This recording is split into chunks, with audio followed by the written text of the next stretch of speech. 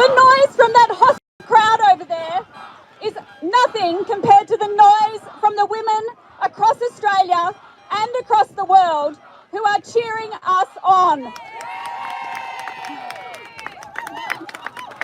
I want to speak to the women of Australia who are feeling gutted by recent events. It appears that the police and the government colluded to set up a situation in Melbourne to discredit the women attending the Let Women Speak rally. A group of young men in black were positioned nearby to the rally and subsequently revealed themselves to be Nazi supporters. This then was used by people in the government and in the media to falsely claim that this women's movement is somehow associated with Nazis. This is despite the entire Let Women Speak rally being online so that everyone can see that this allegation is baseless.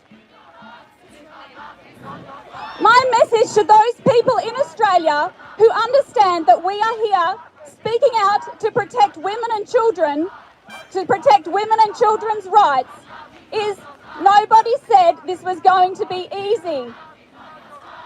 We know that there is a lot at stake, and these events have shown us that we have to be strong.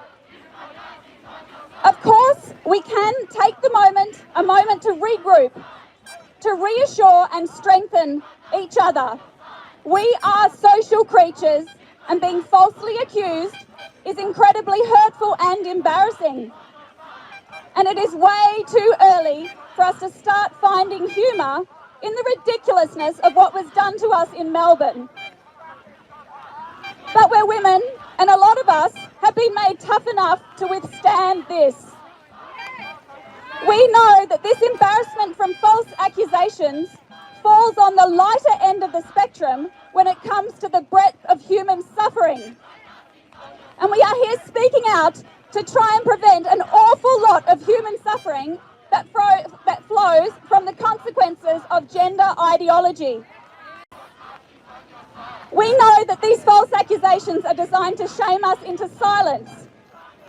And the false accusations attempt to put the spotlight on the question of our worth as individuals so that people are distracted from considering the very real concerns we are raising. As Graham Linehan in the UK recently so aptly put it, people keep looking at my finger rather than looking at what I am pointing to. We know that who we are as individuals is irrelevant. We are ordinary women speaking out about harms to children and women that the government and media are colluding to ignore. So we cannot let ourselves be deterred by this name-calling. Many parents and grandparents and families generally do not know what is coming their way. They're busy working, trying to keep the house tidy, getting meals onto the table. I fully understand that juggle. But I invite them to join us in this movement, and in doing so, they can save themselves from an ocean of future pain. This is because within the culture we are currently living in, anyone's child, yours or mine, will be encouraged at school, online, during extracurricular activities, by their friends and by health professionals to contemplate their gender. Even little kids are being encouraged to contemplate their gender. There is no scientific evidence to support such a thing as a gender identity. Children are being encouraged to contemplate something about themselves which isn't even real. So naturally that leads to confusion. For some children, this turns into an enduring preoccupation, and they start to believe that the solution to any difficulties they are facing lies in changing their body. From this point on, the nightmare for parents and families begins, because they slowly come to realise that there is collusion going on between teachers, health professionals, child protection services, and even the courts to ensure that all children are affirmed, even if their parents disagree with that approach. Suddenly, you'll see what you never had cause to notice before. rainbow lanyards around the necks of health professionals and teachers, trans pride flags on the wall in the waiting room of the health clinic, adults asking your child their preferred pronouns and then using them without any hesitation. It's like what we used to call in netball a full court press. Wherever you try to move, there's a professional there ready to trans your child. They're wearing an ally badge. And they'll let your daughter know about the Public Health Services chest binder fitting sessions.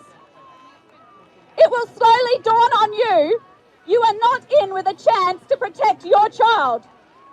These people who you are relying on for help in the village that it takes to raise a child are not actually interested in the long-term welfare of your child. They don't suffer if your child becomes infertile or never experiences sexual pleasure or lives with debilitating side effects and health problems from puberty blockers and cross-sex hormones.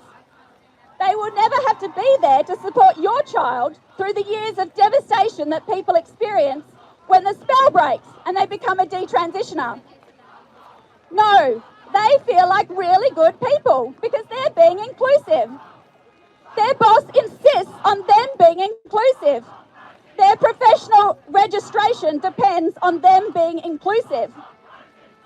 I also want to try to dispel a false belief that exists in our culture, which is that modern gender medicine is so sophisticated as to be able to change the body without side effects, risks, and complications.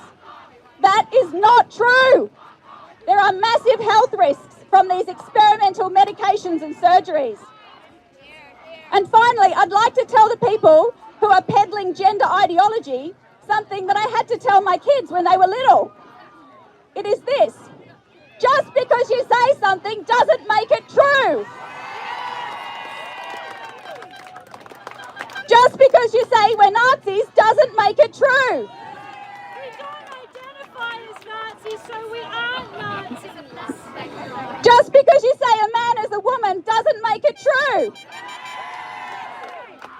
Just because you say that no man will ever take advantage of self-ID laws to prey on women and children doesn't make it true.